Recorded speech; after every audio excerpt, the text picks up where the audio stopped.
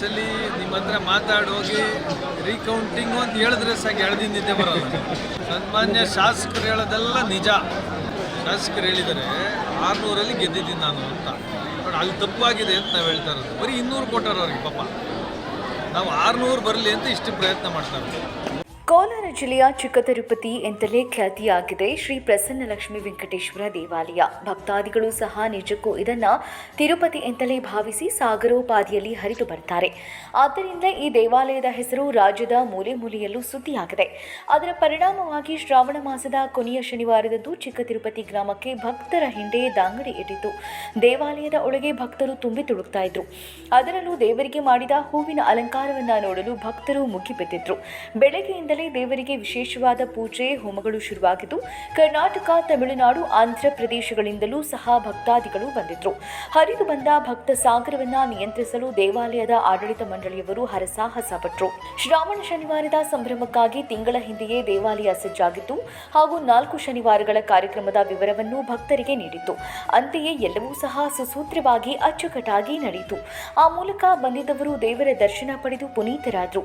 ಜೊತೆಗೆ ಮಾಜಿ ಶಾಸಕ ಮಂಜುನಾಥ್ ಗೌಡ ದಂಪತಿಗಳು ಸಹ ದೇವಾಲಯಕ್ಕೆ ಆಗಮಿಸಿ ವೆಂಕಟರಮಣ ಸ್ವಾಮಿಗೆ ವಿಶೇಷ ಪೂಜೆ ಸಲ್ಲಿಸಿದರು. ನಂತರ ಮಂಜುನಾಥ್ ಗೌಡರಿಂದ ಭಕ್ತಾದಿಗಳಿಗೆ ಲಡ್ಡು ವಿತರಿಸಲಾಯಿತು. ಇದೇ ವೇಳೆ ರಾಜಕೀಯವಾಗಿಯೂ ಮಾತನಾಡಿದ ಮಂಜುನಾಥ್ ಗೌಡರು ಎಲೆಕ್ಷನ್ ರೀಕೌಂಟಿಂಗ್ ವಿಚಾರವಾಗಿ ಮಾಲೂರು ಶಾಸಕ ನಂಜೇಗೌಡರನ್ನ ವ್ಯಂಗ್ಯವಾಡಿದರು. ಇದೇ ವೇಳೆ ಮಾತನಾಡಿದ ಮಂಜುನಾಥ್ ಗೌಡರು ಕಡೆಯ ಶ್ರಾವಣ ಶನಿವಾರವಾಗಿದ್ದು ದೇವರು ಎಲ್ಲರಿಗೂ ಒಳ್ಳೆಯದು ಮಾಡಲಿ ಅಂತ ಮಾತನಾಡಿದ್ದಾರೆ. ನಂತರ ರೀಕೌಂಟಿಂಗ್ ಬಗ್ಗೆ ಮಾತನಾಡಿದ ಮಾಜಿ ಶಾಸಕರು, ನಾನು ಈ ವಿಚಾರದಲ್ಲಿ ಆಶಾವಾದಿಯಾಗಿದ್ದೇನೆ. ಇದೀಗ ಈ ಪ್ರಕರಣ ಕೋರ್ಟ್ನಲ್ಲಿದ್ದು ವಿಚಾರಣೆ ನಡೀತಾ ಇದೆ.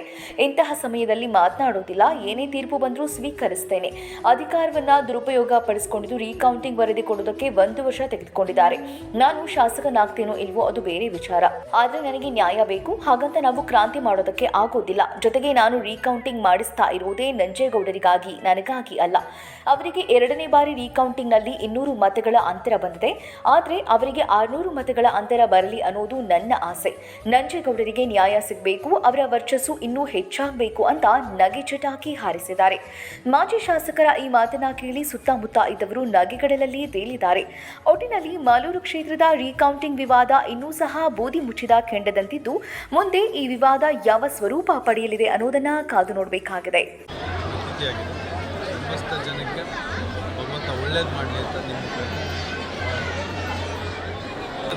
ನಾನು ತಿನ್ನಕ್ಕೆ ಬಂದಿದ್ದೀನಿ ಎಲ್ಲ ಹೇಳಬಾರ್ದು. ಮತ್ತೇನಿಗೂ ಆಗುತ್ತೆ ಅಂತ ಆಶಾವಾದಿಯಾಗಿದ್ದೀನಿ. ನ್ಯಾಯಾಲಯ ಗಮನಕ್ಕೆ ಬಂದಿದೆ ಇಲ್ಲಿ ಏನೇನು ತಪ್ಪುಗಳಾಗಿದೆ ಅನ್ನೋದು. ನೀವುಗಳು ಕೂಡ ಗಮನಿಸ್ತಾ ಇದ್ದೀವಿ. ಇರೋ CD ಕೂಡ ಕಳೆದೋಗಿದೆ ಅಂತ ಹೇಳೋದು. ನೆಕ್ಸ್ಟ್ ಇನ್ನೊಬ್ಬರು ಬಂದು ಅದನ್ನು ತನಿಖೆ ಮಾಡಿಸ್ತಾರೆ. ಟೈಮ್ನ ಎಳೆಯೋದು ಹೇಳೋದು. ಯಾರೋ ತಪ್ಪು ಮಾಡಿರೋದಕ್ಕೆ ಅಧಿಕಾರಿಗಳು ಯಾಕೆ ಹಿಂಗೆ ಡಿಲೇ ಮಾಡಿದ್ದಾರೆ? ಅದನ್ನೆಲ್ಲ ನೆನಪಡ್ತೀನಿ. ನಾನು MLA ಆಗೋದು ಬಿಡೋದು ಸೆಕೆಂಡ್. ಸಿಸ್ಟಮ್ನ ಕೊಲಾಪ್ಸ್ ಮಾಡ್ತಾ ಇದ್ರಲ್ಲ ಸೆಕೆಂಡ್. ಸಂಕ್ಷೇಮ ಒಂದು ಎಲೆಕ್ಷನ್ ತಿದ್ದಕ್ಕೆ ಹೋಗೋದು ಆಗಿರೋದನ್ನ ಉಲ್ಟಾ ಮಾಡೋದು. 1 ವರ್ಷದಿಂದ 1.5 ವರ್ಷದಿಂದ ನ್ಯಾಯಾಲಯ ಗಮನಕ್ಕೆ ತಂದಿರೋದು. ನಾವು ಎಲ್ಲ ಅಧಿಕಾರಿಗಳಿಗೂ ಗೊತ್ತಿದೆ ಯಾವ್ಯಾವ ದಾಖಲೆ ಕೊಡಬೇಕು ಅಂತ. ಇರೋ ದಾಖಲೆಯನ್ನು ಕೊಡೋಕ್ಕೆ 1 ವರ್ಷ ತಗೊಂಡು ಇದರ ಅರ್ಥ ನೀವೇ ಗ್ರಹಿಸ್ಬೋದು. ಏನಾದ್ರು ತಪ್ಪಾಗಿದ್ರಿ ತಾನು ನಿಮ್ಗಳ ಮುಂದೆ ಬಂದು ಏನಿಲ್ಲ ಹಾಗೆ ಹೀಗೆ ಅನ್ನೋದು. ಅಕೌಂಟಿಂಗಿಗೆ ಎಫಿಡೇವಿಟ್ ಹಾಕ್ಬಿಟ್ರೆ ಮುಗಿದೇ ಹೋಯ್ತು ಅಲ್ವಾ? ಇದೆಲ್ಲ ತಲೆನೋವು ಏನೋ ನಾವು ಹೇಳೋಕ್ಕಾಗಲ್ಲ. ಕೋರ್ಟಲ್ಲಿ ಇದ್ದಾಗ ನ್ಯಾಯಾಲಯದ ಮುಂದೆ ಇದ್ದಾಗ ಬೇಗ ಆಗುತ್ತೆ, ನಾಳೆ ಆಗುತ್ತೆ, ರೀಕೌಂಟಿಂಗ್ ಆಗುತ್ತೆ ಅಂತೆಲ್ಲ ಹೇಳ್ಬೋದು. ನ್ಯಾಯಾಲಯಕ್ಕೆ ನಾವೆಲ್ಲ ತಲುಪಿಸಿದ್ದೀವಿ. ಏನೇನು ತಲುಪಿಸ್ಬೇಕೋ ನಮ್ಮ ಅಹವಾಲು ಏನು, ನಮ್ಮ ಪಿಟಿಷನ್ ಏನು ಕೊಟ್ಟಿದ್ದೀವಿ. ಮುಂದೆ ಅವರು ಸೂಕ್ತವಾದ ನಿರ್ಧಾರ ಕೃಷ್ಣರು ಅಲ್ಲೇ ಇರಬೇಕು. ಎಲ್ಲ ಇದು ಕೊರತೆ ಇರ್ತದೆ, ಇನ್ಫಾರ್ಮೇಷನ್ ಕೊರತೆ ಇರ್ತದೆ. ಪಿಟಿಷನರು ಯಾವಾಗ ಬೇಕು ಕರೀತದೆ. ಅದ್ರ ಕಡೆ ಬಜೆಟ್ ಕಂಡಿರ್ತಾರೆ. ಕೋರ್ಟ್ಗೆ ರೆಸ್ಪಾಂಡೆಂಟ್ನ ಅಂತಾರೆ. ಎಲ್ಲ ತಿಳಿಸ್ಬೇಕು. ರೆಸ್ಪಾಂಡೆಂಟ್ಗೆ ಯಾವಾಗ ಕೋರ್ಟ್ ಹೇಳ್ತದೋ ಅವತ್ತು ಬರಬೇಕು. ಅಲ್ಲೇ ನಾನು ಹೇಳ್ತಾ ಇರೋದು. ಅವರು 600ರಲ್ಲಿ ಗೆದ್ದವ್ರೆ ಅಂತ ನಾವೆಲ್ಲ ಹೇಳ್ತಾ ಇದ್ದೀವಿ. ಬರೀ 200 ಕೊಟ್ಟರು. ಇವ್ರದೆಲ್ಲ ತಪ್ಪಲ್ವಾ? ನಾನು ಹೇಳ್ತಾ ಇರೋದು ನಾಳೆನೇ ಕೌಂಟಿಂಗ್ ಮಾಡಿಬಿಡೋಣ, ಅವ್ರು 600ರಲ್ಲಿ ಗೆಲ್ತಾರೆ. ಅದನ್ನು ನಾನು ಹೇಳ್ತಾ ಇರೋದು. ಶಾಸಕರು ಹೇಳಿದ್ದಾರೆ 600ರಲ್ಲಿ ಗೆದ್ದಿದ್ದೀನಿ ನಾನು ಅಂತ. ನೋಡಿ ಅಲ್ಲಿ ತಪ್ಪಾಗಿದೆ ಅಂತ ನಾವು ಹೇಳ್ತಾ ಇರೋದು. ಬರೀ 200 ಕೊಟ್ಟರು ಅವ್ರಿಗೆ ಪಾಪ. ನಾವು 600 ಬರಲಿ ಅಂತ ಇಷ್ಟು ಪ್ರಯತ್ನ ಮಾಡ್ತಾರೆ. ಅವ್ರಿಗೆ ಮೂರನೇ ಸಾರಿನೂ ಮತ್ತೆ ನಿಮ್ಮ ಅವ್ರಿಗೋಸ್ಕರನೇ 600 ಹೋಟೆಲ್ ಗೆಲ್ಲಿ ಅಂತ ನಾನು ಇಷ್ಟು ತಲೆ ಕೆಡಿಸ್ಕೊಂಡು ಮಾಡಿದೆ. ಮೂರನೇ ಸಾರಿನೂ ನಿಮ್ಮನ್ನು ಸೋಲಿಸ್ತೀನಿ ಅಂತ 5 ಸಲ ಸೋಲಿಸಿ ಅಲ್ವಾ? 1 ಸಲ ಆಗಿದೆ, 2 ಸಲ ಆಗಿದೆ. ಇವರೆಲ್ಲ ಸೋಲಿಸಿ ಜನ ಅಲ್ವಾ? ಜನ ಓಟ್ ಮಾಡಬೇಕು. ಇವ್ರು ನಾನು ಮಾಡಿದೆ ನಾನು ಅಂತ ಹೇಳ್ತಾರೆ ಅಲ್ವಾ? ಜನರ ಅಭಿಪ್ರಾಯಕ್ಕೆ ನಾವೆಲ್ಲ ತಲೆ ಇವರು ಅದು ನಾನು ಮಾಡಿದೆ ಅಂತ ಹೇಳ್ತಾರೆ. ಅಧಿಕಾರದಾಗ ಏನೇನು ಬೇಕೋ ಮಾತಾಡ್ಬೋದು. ಹೇಳಿದ್ನಲ್ಲ, ನಿನ್ನೆ ಕೂಡ ಹೇಳಿದೆ, ಅಧಿಕಾರದ ಇದ್ದಾಗ ಸುಮ್ಮನೆ ಕೂತಿರೋನ್ನ ಒದ್ಬಿಟ್ಟು ಹೋಗೋಣ ಅನಿಸ್ತದೆ ಮನಸ್ಸು. ಜೋರಾಗಿ ಮಾತಾಡೋದು, ಏಕವಚನದಲ್ಲಿ ಮಾತಾಡೋದು ಕೆಲವರ ಹುಟ್ಟುಗುಣ. ಒಳ್ಳೆ ಕಾಲದಲ್ಲಿ, ಕೆಟ್ಟ ಕಾಲದಲ್ಲಿ ಅಪ್ ಆ್ಯಂಡ್ ಡೌನ್ ಅನ್ನೋದು ಜೀವನದ ಒಂದು ಸರ್ಕಲ್. ಅವಾಗಲೂ ಹೀಗೆ ಇರ್ಬೇಕಲ್ಲ. ನ್ಯಾಯಾಲಯದ ಮೇಲೆ ನಾವು ಇನ್ನು ಅದು ಬಿಟ್ಟು ನಮಗೆ ಮುಂದಿನ ಏನೂ ಇಲ್ಲ. ಇಲ್ಲೆಲ್ಲ ತಪ್ಪು ನಡೆದಿದೆ, ಮೋಸ ಮಾಡಿದೆ, ಎಲ್ಲ ಗೊತ್ತಿದೆ. ಇವರು ಕೂಡ ನಾನು ಅಪ್ಲಿಕೇಶನ್ ಕೊಟ್ಟಿದ್ದೆ, ಮಾಡಲಿಲ್ಲ. ಕೋರ್ಟ್ನೇ ಕೇಳಬೇಕಲ್ಲ. ತಡವಾಯ್ತು, ಅದೊಂದೇ ನಮಗೆ ಬೇಸರ ಆಗೋಯ್ತು. ಹೇಗಾಗಲಿ ಅಂತ ನಾನು ಚಿಕ್ಕತಿರುಪತಿ ತಿಮ್ಮಪ್ಪನಲ್ಲಿ ಪ್ರಾರ್ಥನೆ ಮಾಡೋಕ್ಕೆ ಬಂದಿದ್ವಿ. ಅದೇ 600 ಹೋಟೆಲ್ಲಿ ಮನೇಲಿ 600 ಚಿಲ್ಲರೆ ಹೋಟೆಲ್ ಆಗ್ತದೆ. ಮರುವಣಿಕೆಯಲ್ಲಿ ನಿಮ್ಗೆ ಜಯ ಸಿಗುತ್ತೆ ಸರ್? ಮರುವಣಿಕೆಯಲ್ಲಿ ನಿಮ್ಗೆ ಜಯ ಸಿಗುತ್ತಾ? ಜಯ ಸಿಗುತ್ತೆ ಅಂತಲ್ಲ, ನ್ಯಾಯ ಸಿಗುತ್ತೆ ಅಂತ.